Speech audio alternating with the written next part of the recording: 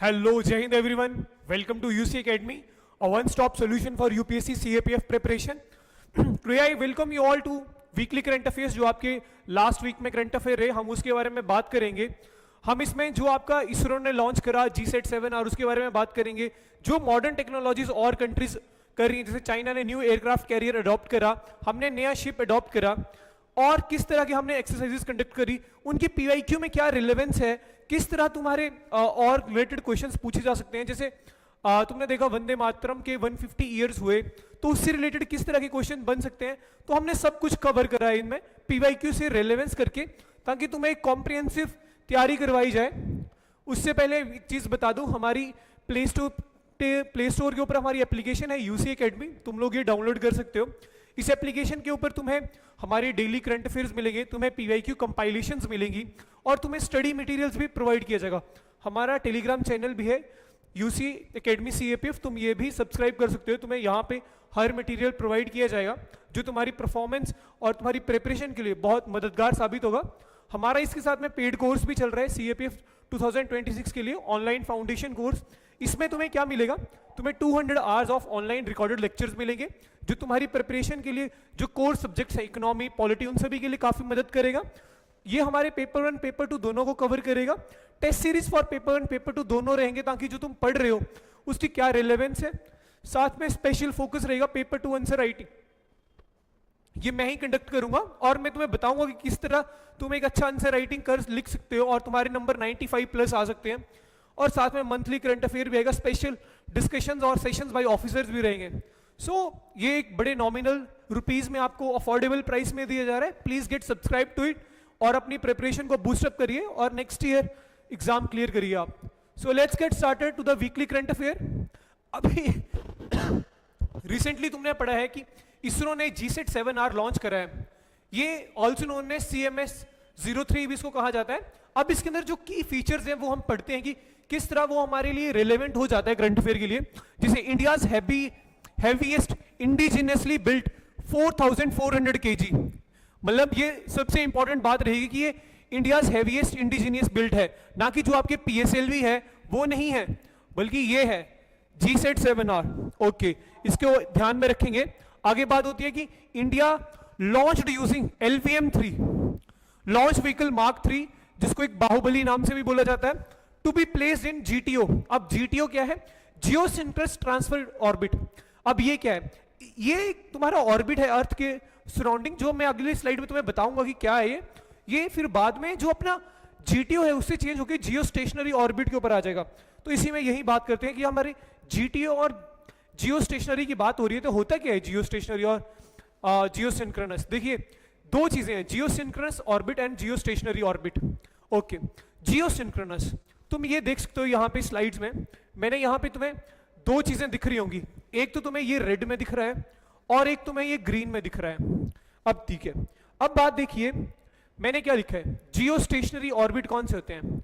ये एक केस है, स्पेशल केस है जियो सिंक्रोनस का. ठीक है, तो जियो सिंक्रोनस पहले देखते हैं. जियो सिंक्रोनस से मतलब क्या है? लो इंक्लिनेशन और हाई अर्थ ऑर्बिट. अब ये देख रही हो, ये जो ग्रीन लाइन है ये जियो सिंक्रोनस ऑर्बिट है, और ये जो रेड लाइन है ये जियो स्टेशनरी है. जियो स्टेशनरी जो है वो अर्थ का जो 0 डिग्री का तुम्हें लैटिट्यूड दिखता है उसके बिल्कुल पैरेलल तुम्हें नजर आ रही होगी. तो ये जियो स्टेशनरी, एक स्टेशनरी पोजीशन तुम्हें अपने ऑर्बिट के पैरेलल में दिख रही है. और जियो सिंक्रोनस मतलब देखिए यहां पे डायरेक्टली लिखा है कि ये जियो सिंक्रोनस में क्या है? तुम्हारा लो इंक्लिनेशन. लो इंक्लिनेशन, तो ये तुम्हें थोड़ा सा इंक्लिनेशन दिख रहा होगा, ये तुम्हें यहां पे भी इंक्लिनेशन दिख रहा होगा. तो ये इस इंक्लिनेशन की बात कर रहा है कि थोड़ा सा लो इंक्लिनेशन और high earth orbit. Okay, high earth orbit क्यों? क्योंकि ये जो अर्थ है उससे इतने डिस्टेंस के ऊपर होंगे, 36,000 किलोमीटर्स. ओके, अगला जियो स्टेशनरी, जीरो इंक्लिनेशन. देखिए मैंने तुम्हें कहा कि ये 0 डिग्री लैटिट्यूड है, उसके पैरेलल में रहेंगे, तो ये रेफरेंस पॉइंट है, उसी के इसमें देखा जाएगा. तो ये 0 इंक्लिनेशन आ गया. ओके, और 0 इसेंट्रिसिटी. जब हम यही बात कर रहे हैं तो अगली बात आती है कि ऑर्बिटल इसेंट्रिसिटी, एक नया टर्म आती है कि ये क्या होती है. तो ऑर्बिटल इसेंट्रिसिटी कुछ है नहीं ज्यादा, ये बहुत इजी कॉन्सेप्ट है. देखिए ये क्या है? ये एक डायमेंशनल पैरामीटर है. मतलब जैसे आप लेंथ मेजर करते हैं मीटर में, आप वेट मेजर करते हैं केजी में, वैसे ही ऑर्बिटल इंसेंट्रिसिटी है कि ऑर्बिट की डायमेंशन को मेजर करने के लिए। अब इसमें क्या होता है कि how much an orbit deviate from a perfect circle. Simple सी बात है कि क्या आएगा कि ये जो सर्कल है उससे कितना डेविएट हो रहा है तुम्हारा ऑर्बिट। तुमने देखा होगा एक्लिप्स की फॉर्म में तुम्हारा ऑर्बिट होता है, तो वो उसी की बात करता है। ओके, ये हमारा यहां पे क्लियर हुआ डिफरेंस। आगे बात करते हैं, ठीक है। अब LVM-3 जो तुम पढ़ रहे हो अर्लियर यूज कहां पे हुआ है? ये तुम्हारा यूज हुआ है चंद्रयान 3 मिशन में। अभी तक LVM-3 से हमने टोटल 5 टाइम्स इसको यूज किया है। Okay, GSAT-7R will replace GSAT-7 Rukmini which is launched in 2013, उसको ये रिप्लेस करेगा। ओके, अब ये जो हमने GSAT-7R लॉन्च कर रहे हैं नया, ये किस तरह हमारे हेल्प करेगा? तो देखिए उसी तरह इसके बारे में आगे पढ़ते हैं। तो ये लिखता है it will help Indian navy multi band telecom across Indian ocean. अब देखिए कि आप देखते हो कि एंटी पायरेसी हम काफी मिशन चला रहे हैं, काफी पायरेसी हो रही है, काफी पायरेट्स आके अटैक कर रहे हैं, तो उनको ओवरकम कर लेंगे to ensure the proper holistic security in the Indian Ocean region. तो उसके लिए हमें बेटर कम्युनिकेशन, सिक्योर कम्युनिकेशन चाहिए, तो ये उसमें हमें हेल्प करेगा, स्ट्रेटेजिक ऑटोनॉमी प्रोवाइड करेगा। ओके, की नोट्स। अब इसके बारे में की नोट्स क्या रहेंगे आगे? ओके, बात करते हैं। LVM-3 also known as GSLV Mark 3। Very nice. 3 stages है ये, सॉलिड, लिक्विड और क्रायोजेनिक स्टेज। मतलब इसकी फर्स्ट स्टेज होगी सॉलिड, दूसरी लिक्विड और तीसरी क्रायोजेनिक स्टेज। ओके, आगे बात करते हैं। अब जब हम इसकी बात कर ही रहे हैं तो अगली बात होगी PSLV। PSLV 4 स्टेजेस का है, वो तुम्हें एग्जाम में कंफ्यूज कर देगा कि GSLV Mark 3 is a 4 stage programme, but गलत, GSLV is a 3 stage programme. Okay, अगली बात होती है PSLV। PSLV 4 स्टेज प्रोग्राम है।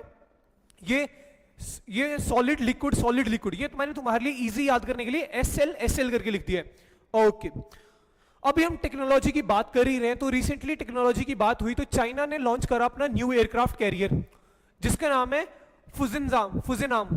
तो देखिए ये चाइना का फुजिनाम जो 3rd एयरक्राफ्ट कैरियर है।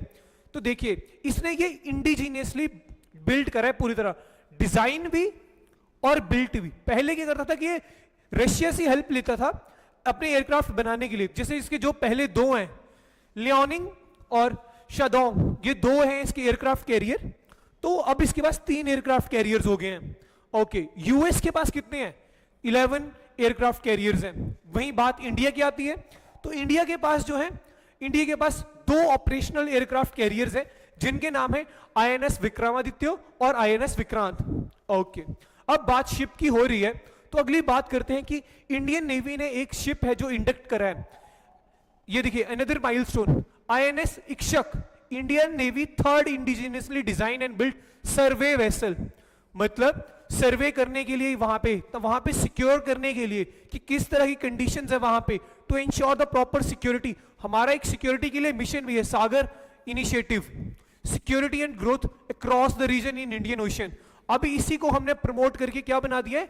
महासागर इनिशिएटिव, जिसके बारे में हमने लास्ट जो हमारा सेशन हुआ था उसमें भी बात करी थी, महासागर इनिशिएटिव कि यूपीएससी डायरेक्टली क्वेश्चन पूछ लेता है कि फुल फॉर्म क्या है तुम्हारे सागर इनिशिएटिव की।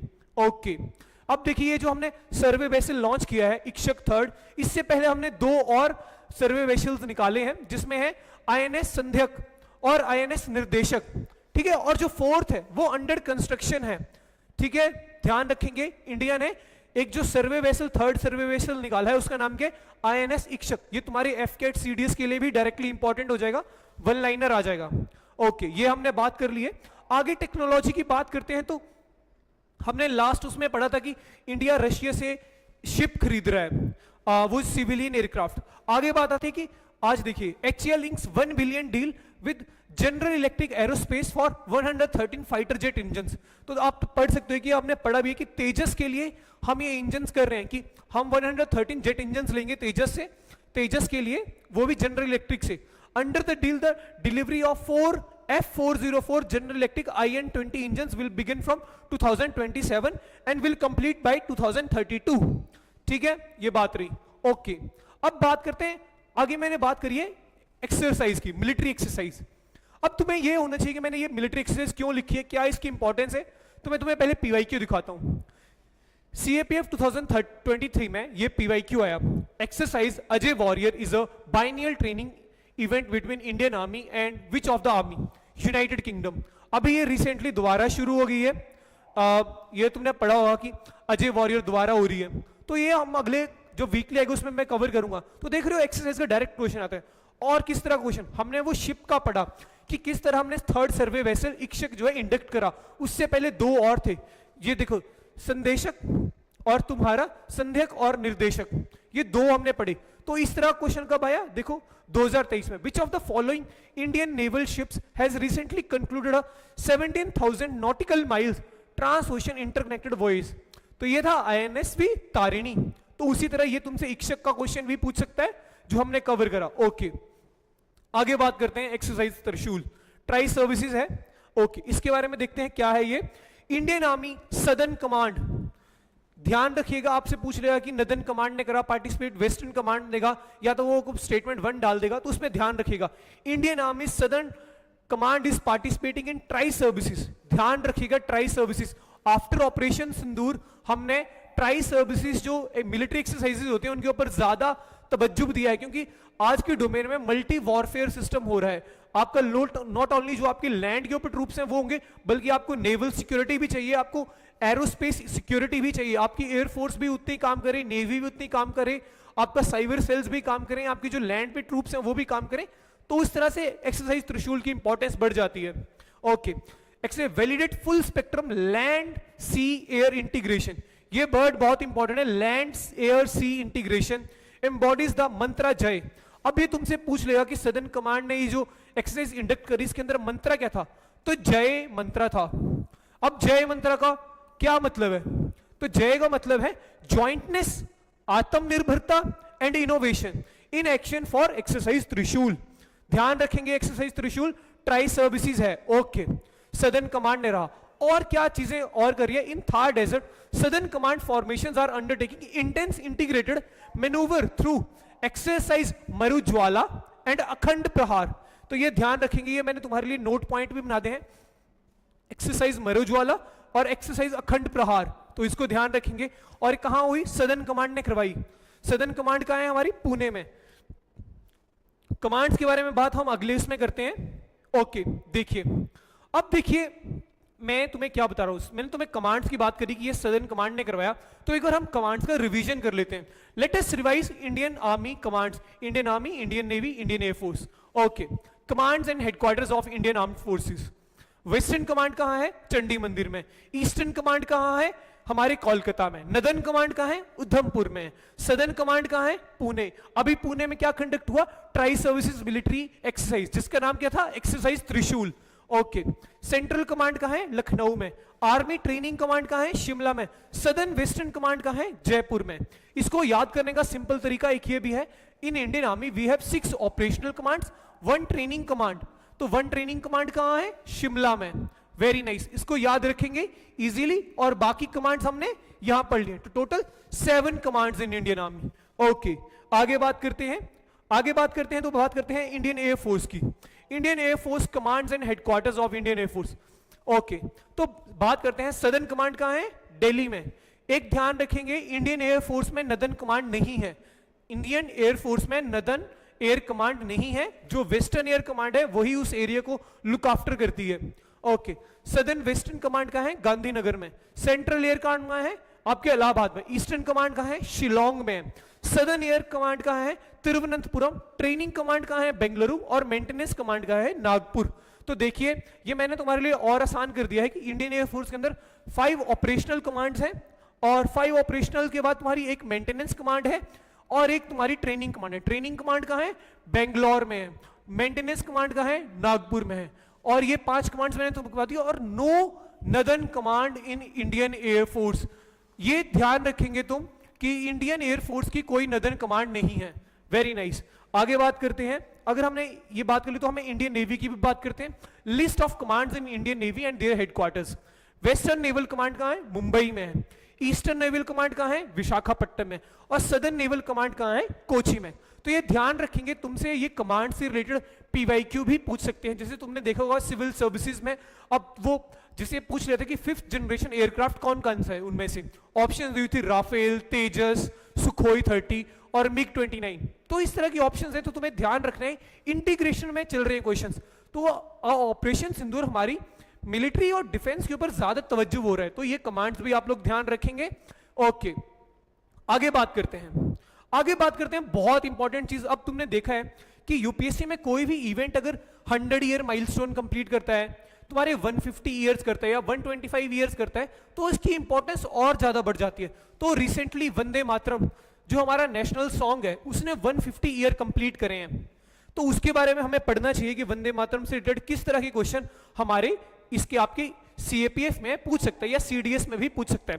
तो सबसे पहले मैं बात करूंगा कि वंदे मातरम की प्राइमरी इंस्पिरेशन कहां से आई। प्राइमरी इंस्पिरेशन, वंदे मातरम की जो प्राइमरी इंस्पिरेशन है तुम्हारी, वो आई है सन्यासी रिवोल्ट से। तो ये ध्यान रखेंगे, सन्यासी रिवोल्ट। सन्यासी रिवोल्ट क्या है? ये 18th सेंचुरी अगेंस्ट ब्रिटिशर्स के अगेंस्ट एक रिवोल्ट लाया था। फर्स्ट ऑर्गेनाइज्ड रिवोल्ट था ये, मतलब कि जिसमें हमने प्रॉपर फॉर्मेशन के थ्रू एक रिवोल्ट करा था। तो इसको ये भी कहा जाता है India's first anti British struggle which is well organised. तो आपसे ये पूछ लेगा कि India's first anti British struggle well organise कौन सा है, तो आप बताएंगे सन्यासी रिवोल्ट। Very nice. आगे बात करते हैं वंदे मातरम के बारे में। वंदे मातरम को लिखा किसने?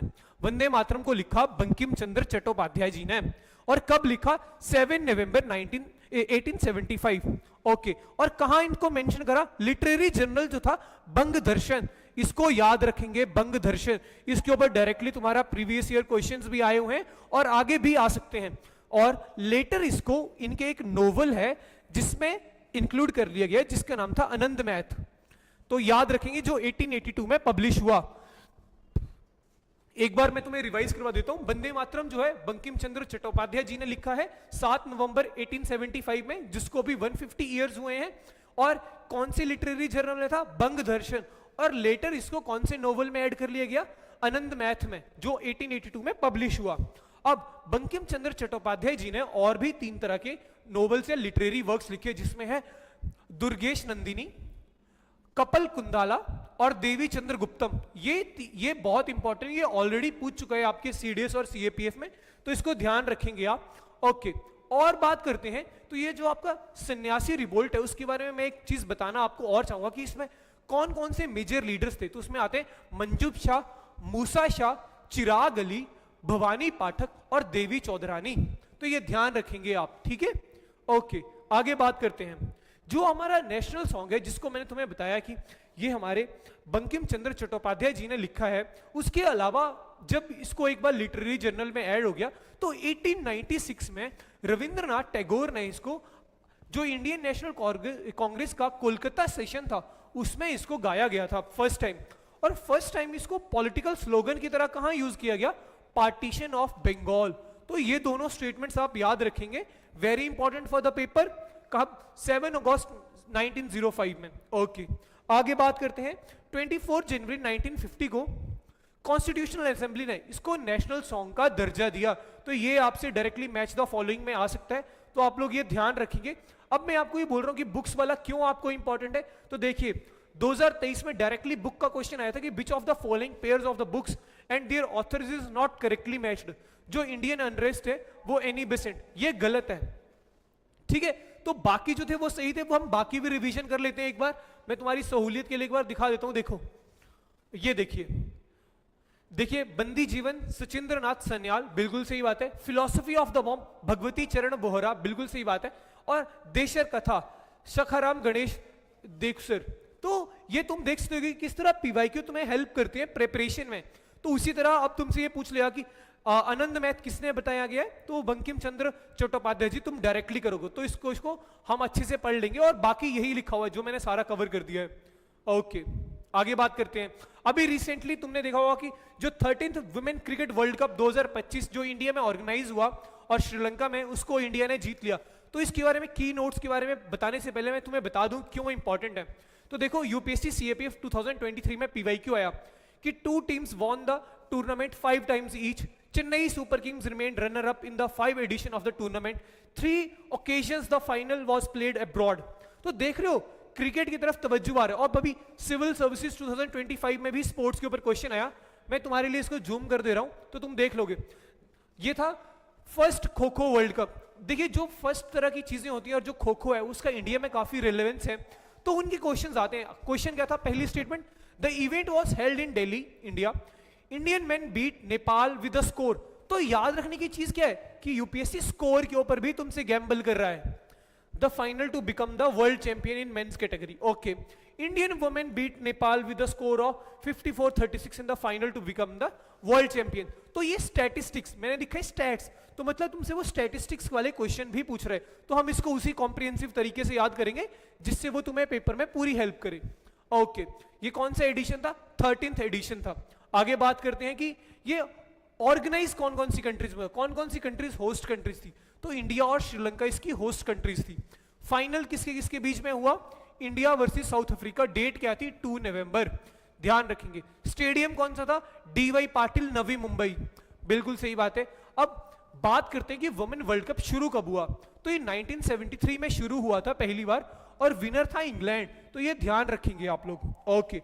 आगे बात करते हैं, आगे बात करते हैं कि टोटल विनर्स, जैसे तुमसे ये पूछ लेना कि 2 teams won the tournament 5 times each, तो इसके बारे में भी हम बात करते हैं कि जो वुमेन वर्ल्ड कप है उसका टाइटल विनर ऑस्ट्रेलिया 7 टाइम्स है, इंग्लैंड 4 टाइम्स है, और इंडिया पहली बार जीता है, ओके। तो स्टैटिस्टिक्स क्या रहे थे वर्ल्ड कप के मैच के, तो इंडिया ने बनाई थी 298 फॉर 7 विकेट्स, और साउथ अफ्रीका बना पाई 246। जो इनकी वॉलवर्ट, जो इनकी कैप्टन है साउथ अफ्रीकन टीम की, उन्होंने 101 रन बनाए थे, तो south Africa lost by 52 runs. Player of the match ये ध्यान रखेंगे शेफाली वर्मा थे, इन्होंने क्या बोलते, इन्होंने 87 रन्स बनाए थे शेफाली वर्मा ने। आगे प्लेयर ऑफ द टूर्नामेंट कौन थे, दीप्ति शर्मा, जिन्होंने 22 विकेट्स लिए थे, क्रूशियल विकेट्स, तो ये ध्यान रखेंगे। ये तुमसे वन लाइनर आ सकता है क्वेश्चन, तो इसको ध्यान रखेंगे। आगे बात करते हैं, इंडियन वुमेन ने टोटल 3 फाइनल प्ले किए हैं, जैसे 2005 में, 2017 में और 2025 में, पर हमने जो वॉन करा है वो 1 टाइम करा है। तो तुमसे क्वेश्चन आ सकता है कि Indian women won tournament for the second time, तो गलत है। हमने सिर्फ 1 टाइम ये टूर्नामेंट वॉन किया, और वो फर्स्ट टाइम इसी बार था जब 2005 में तब ऑस्ट्रेलिया जीती, 2017 थी तब इंग्लैंड जीती, और 2025 में हम जीते हैं। इंडिया ने ऑर्गेनाइज इसको 4 बार किया है, 1978, 1997, 2013 और 2025, ठीक है। तो ये ध्यान रखेंगे आप लोग। आगे बात करते हैं, अब हमने वुमेन क्रिकेट की बात करी, तो एक बहुत बड़ी इंपॉर्टेंट न्यूज कर्नाटका से आ रही है कि कर्नाटका मेंस्ट्रुअल लीव पॉलिसी, जो मेंस्ट्रुएशन साइकिल होती है उसके ऊपर जो कर्नाटका गवर्नमेंट है उन्होंने वुमेन्स के लिए बहुत बड़ा अच्छा स्टेप उठाया है, वो वुमेन एम्पावरमेंट के लिए बहुत अच्छा स्टेप है। Karnataka becomes the first state in the country. तो ये आपसे डायरेक्ट क्वेश्चन आ सकता है कि मेंस्ट्रुअल साइकिल के ऊपर कौन सी स्टेट है जिसने स्टेप उठाया कि first state in the country to approve 1 day paid menstrual leave per month. तो ध्यान रखेंगे हर मंथ में for all women employees covering both government and private sectors. तो ध्यान रखेंगे प्राइवेट और गवर्नमेंट सेक्टर्स, ओके। आगे बात करते हैं, ओडिशा एंड बिहार ऑलरेडी उनके पास पॉलिसीज है, and Kerala is also implementing them in universities, पर इसने दोनों सेक्टर्स में करा है, गवर्नमेंट और प्राइवेट सेक्टर दोनों में, तो ये ज्यादा इंपॉर्टेंट हो जाता है, ओके। आगे बात करते हैं, कर्नाटका है, ये जो हमने बात बता दी कि और जो लीव है ये वुमेन्स को दोनों ऑर्गेनाइजेशन में मिलेगी, और ये 1 डे पेड लीव होगी, ये देखिए पेड लीव, तो ये बहुत इंपॉर्टेंट हो जाता है कि ये पेड लीव रहेगी, ओके। आगे बात करते हैं, अभी तुमने देखा था कि एक रिपोर्ट आई है वर्ल्ड हेरिटेज रिपोर्ट, जिसको मैंने लास्ट करंट अफेयर में भी कवर करा था, तो आगे इसमें थोड़ी सी नई चीजें हैं जो मैं आगे बात करना चाहूंगा। जो वर्ल्ड हेरिटेज रिपोर्ट है उसको कौन करता है, IUCN करता है, और हमने लास्ट उसमें पढ़ा था कि एडेप्टेशन गैप रिपोर्ट कौन पब्लिश करता है, वो UNEP करता है, ओके। तो बात करते हैं कि world heritage report by IUCN, इसमें 4 कैटेगरीज होती हैं, good with some concerns, significant concerns और क्रिटिकल, ओके। जो सिग्निफिकेंट कंसर्न्स हैं उसमें अभी 3 ऐड हुई थी, western Ghat, Manas national park और सुंदरवंस नेशनल पार्क। तो इंपॉर्टेंट न्यूज क्या है कि जो कंचनजंगा है जो आपके सिक्किम में है national park, related with good category जो है उसमें है, only Indian side with positive status. तो ये बहुत इंपॉर्टेंट है, तुमसे पूछ लेगा कि कंचनजंगा दे देगा और साथ में एक और नेशनल पार्क दे देगा कि वो पॉजिटिव स्टेटस में आती है, बट गलत, ओनली कंचनजंगा, ये बहुत इंपॉर्टेंट क्वेश्चन बन सकता है तुम्हारे लिए, वन लाइन स्टेटमेंट, तो इसको ध्यान रखेंगे। ओके आगे बात करते हैं। Cold desert, cold desert added to UNESCO WNBR world network of biosphere reserve. Cold desert जो इंडिया में है, जो दो आपके रीजन्स में पड़ता है, हिमाचल प्रदेश और लद्दाख, इन दो रीजन्स में ये आपका पड़ता है, और इसको अभी यूनेस्को के world network of biosphere reserve में ऐड करा गया। This designation becomes India's total 13 biosphere reserves under this category.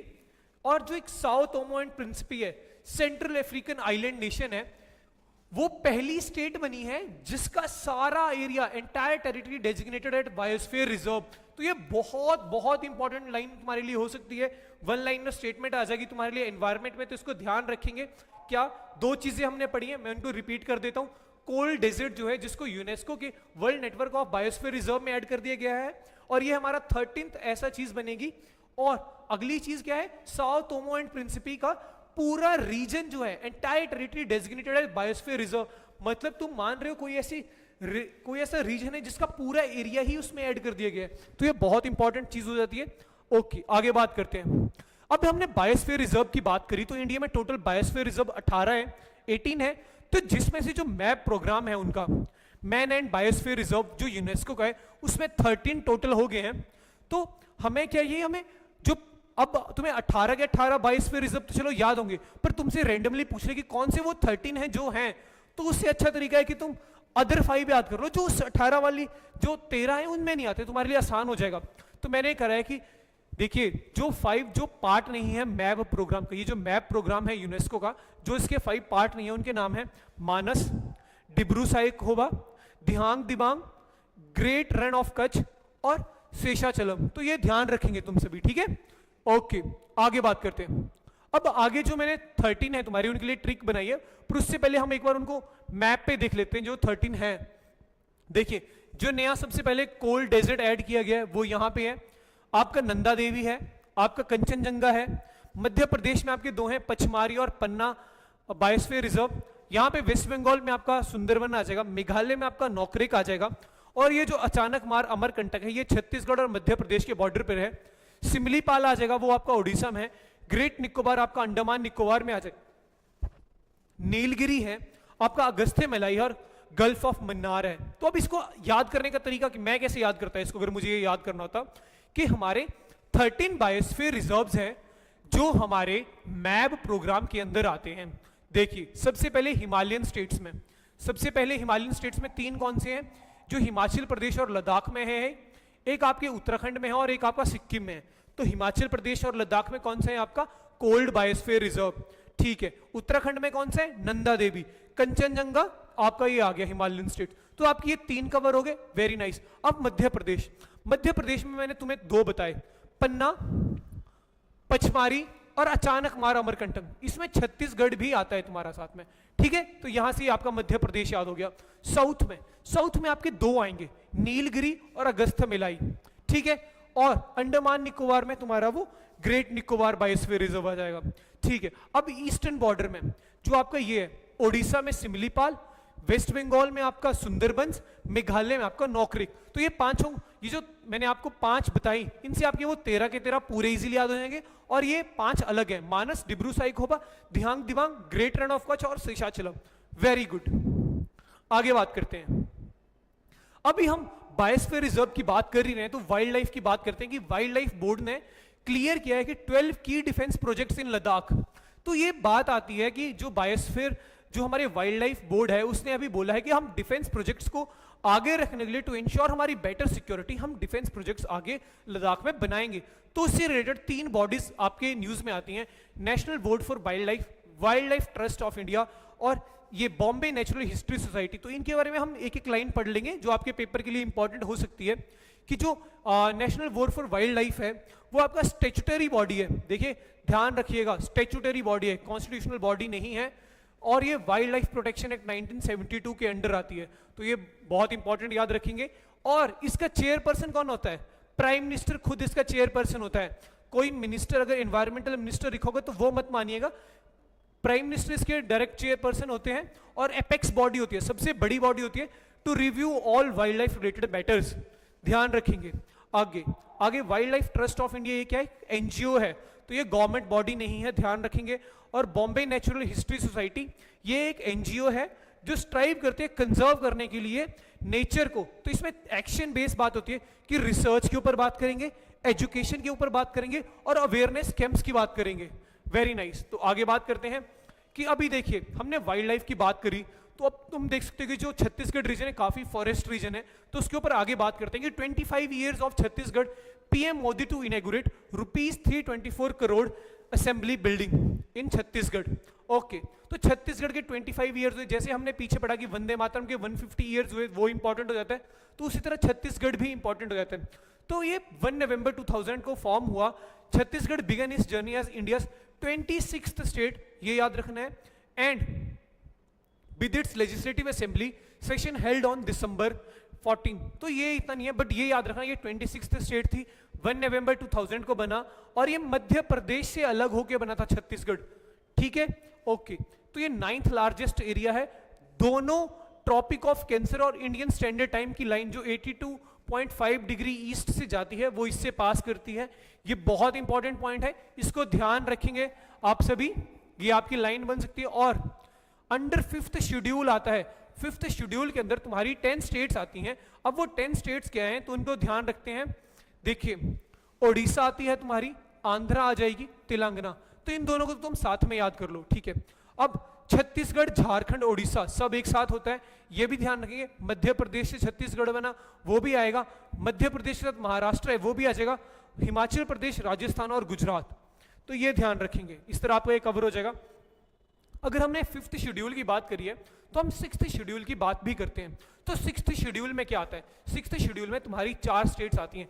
मैंने तुम्हें पिछले उसमें भी बताया था कि तुम ऐसा कर सकते हो कि ये जो तुम्हारा इंडिया का है, ये वेस्ट बंगाल के बाद जब तुम ऐसे नॉर्थ ईस्ट स्टेट्स देखते हो, तो यहाँ पे तुम्हारा असम, मेघालय, त्रिपुरा, मिजोरम चारों सेम लाइन में आ जाते हैं, तो तुम लोग इसका भी ध्यान रखोगे। Very nice. आगे बात करते हैं जनजातीय गौरव दिवस। जनजातीय गौरव दिवस तुम्हारा 15 नवंबर को बनाया जाता है। किसकी बर्थ एनिवर्सरी के ऊपर? बिरसा मुंडा। अब तुम इसके ऊपर एक स्कीम भी है, पीएम जनमन स्कीम, तो वो भी ध्यान रखेंगे, वो भी हम आने वाले लेक्चर्स में और इसको अच्छे से पढ़ेंगे। बट तुम ध्यान रखेंगे जो भी ट्राइबल से रिलेटेड स्कीम्स हैं वो आपसे डायरेक्टली क्वेश्चन पूछ लेगा कि पीएम जनमन स्कीम्स किससे रिलेटेड है, तो वो ट्राइबल से रिलेटेड है। ओके, आगे बात करते हैं। अब ये COP 30 बहुत सारी न्यूज में, मैं इसको तुम्हें बता दूंगी क्यों तुम्हें इसको पढ़ना चाहिए। क्लाइमेट वाले क्वेश्चन बहुत ज्यादा इंपॉर्टेंट हो जाते हैं। देखो 2024 में क्वेश्चन आ गया कि आपकी जो क्लाइमेट कॉन्फ्रेंसेस है 26, 27, 28, 29, मैच द कॉलम करो। CAPF 2023 में ये तुम्हारी इंटरनेशनल कन्वेंशन है, Stockholm convention, Minamata convention, BECIL convention और रोटरडैम कन्वेंशन, इनको मैच द कॉलम करा PYQ के साथ। अब देखो ये 23 में था, आपका 23 में ये दोबारा पूछ लिया गया कि बेसिल कन्वेंशन, रोटरडैम कन्वेंशन और स्टॉकहोम कन्वेंशन किससे रिलेटेड है। 2025 में पूछा कि रामसर कन्वेंशन किससे रिलेटेड है। तो ये बहुत इंपॉर्टेंट होता है एनवायरनमेंट का, तो हम इसको कलते चलते हैं। देखिए जो 2026 में हुई थी वो ग्लासगो में हुई थी, यूनाइटेड किंगडम में। 27 वाली कहाँ हुई थी? आपकी इजिप्ट में हुई थी, शर्म शेख में। जो 28 थी वो कहाँ हुई? आपकी दुबई में, UAE में। और 29 की कहाँ हुई? अजरबैजान, बाकू में हुई। और COP 30 कहाँ हुई? तुम्हारी UNCC की बेलम, ब्राजील में। तो ये सारी क्रोनोलॉजी तुम लोग ध्यान रखोगे।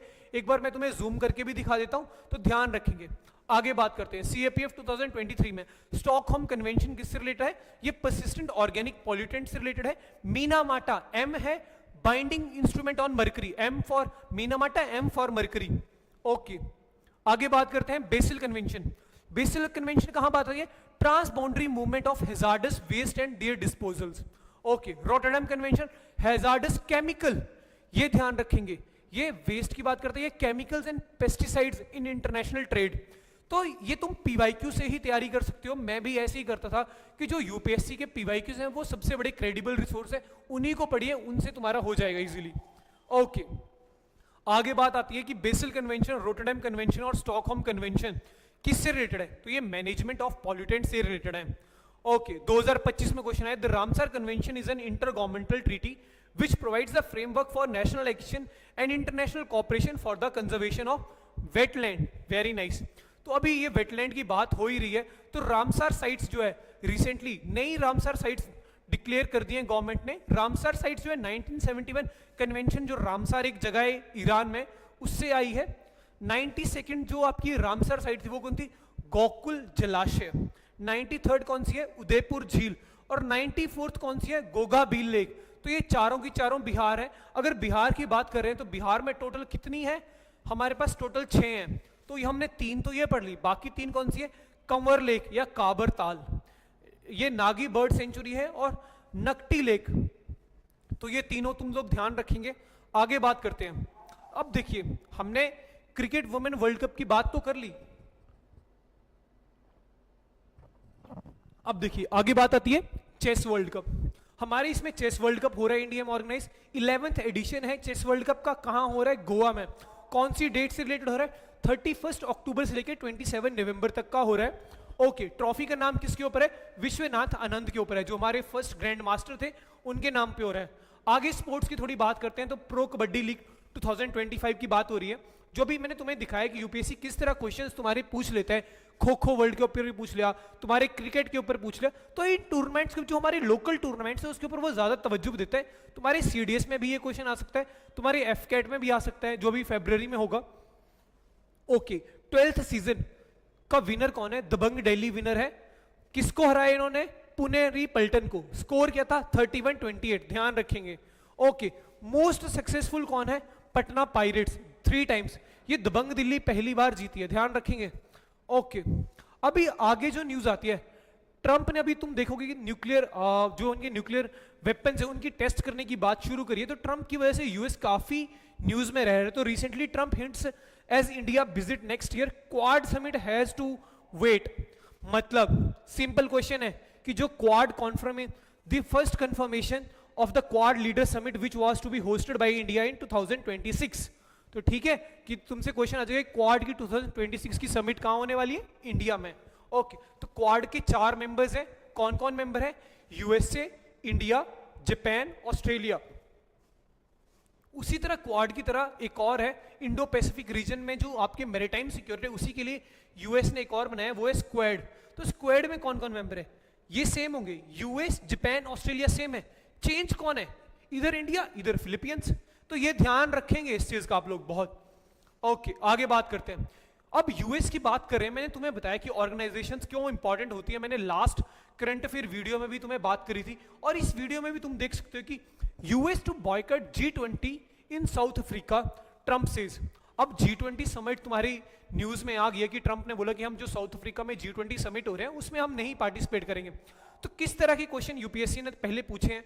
इस सिविल सर्विसेज 2023 में पूछा था कि G20 group was originally established as a platform for the finance ministers and the central bank governors to discuss the intergovernmental economic and financial issues. बिल्कुल सही बात है, बिल्कुल सही बात है।